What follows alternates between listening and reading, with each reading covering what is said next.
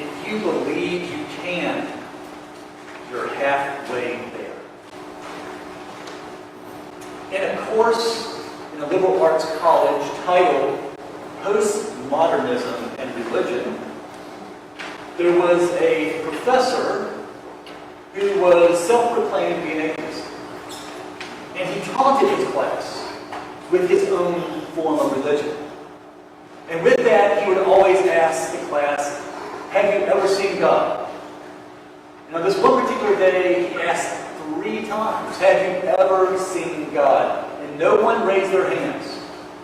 And because of that, he said, well, I guess there is no God, since none of you have seen him.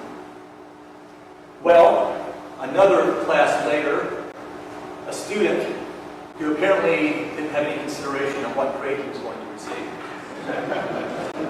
he did raise his hand when the professor was so bold to ask the same question. And he said, I have a question for you and for this whole class. And my question is this. Has anyone here ever seen the professor's brain? He asked 3 times and no one raised their hand. To which he said that obviously our professor has no brain.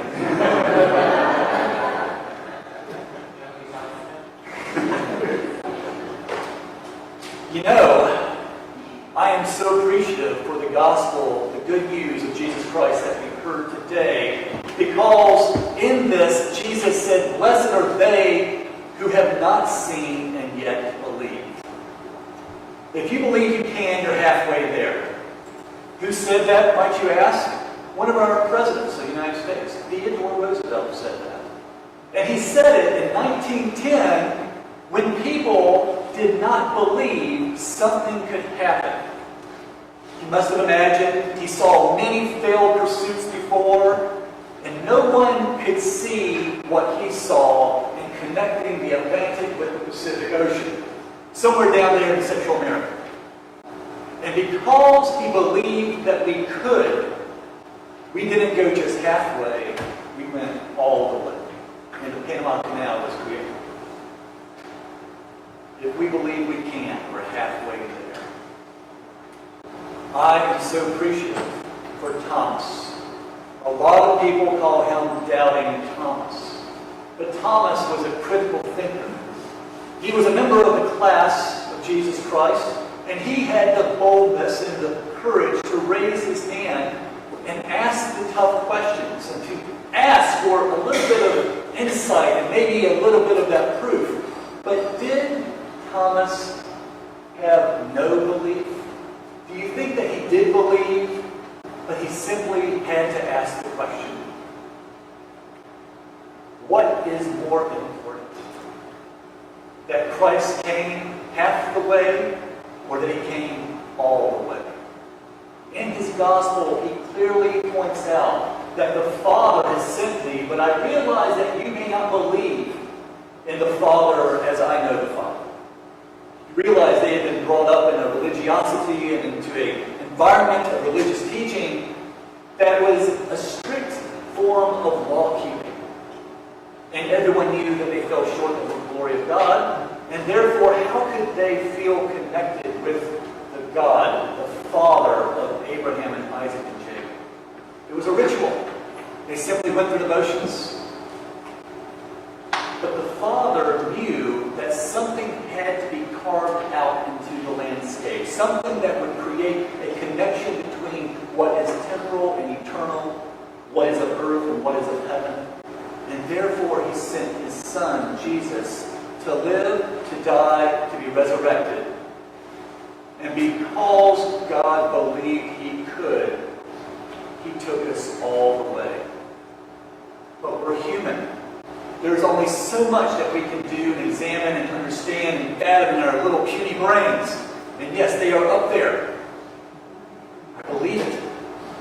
I haven't seen it, but I believe it.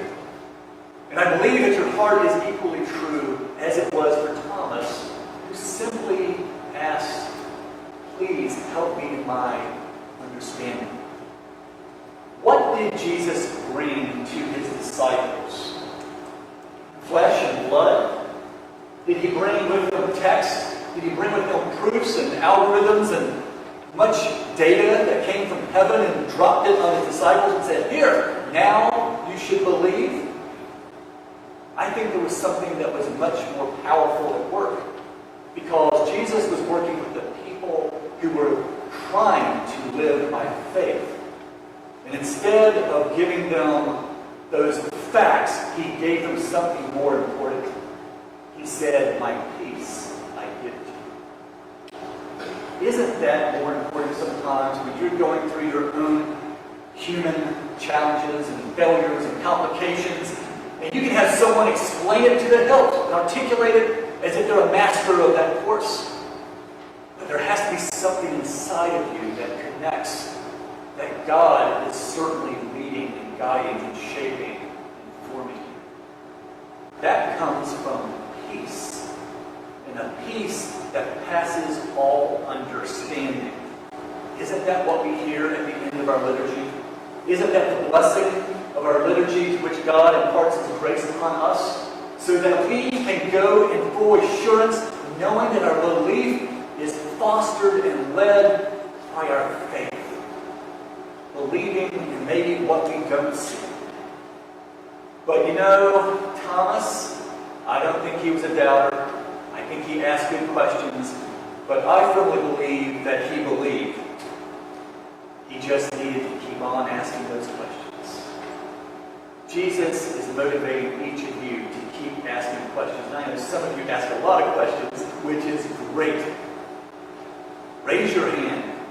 Ask for God to help you make that halfway distance, because I am sure that I am preaching to a number of people here today that have struggles that are real, that you are in those dark upper rooms and you wonder if it's safe to go outside. The world can be a scary place. But God has sent someone to assist you. He connected the north and the south, the Atlantic and the Pacific. He has created a passageway that connects you with Him. That's why He sent Jesus. Do we need to touch His side to believe? Do we need to touch His wounds where the nails pierced? Blessed are you who have not seen and yet believe. Dearly beloved, if you come to Christ Jesus and you ask Him to help you in whatever it is that you're challenged, whatever it is that you face, be of good courage. Like Thomas, be a disciple for Christ and lean upon God in a peace that He gives that passes all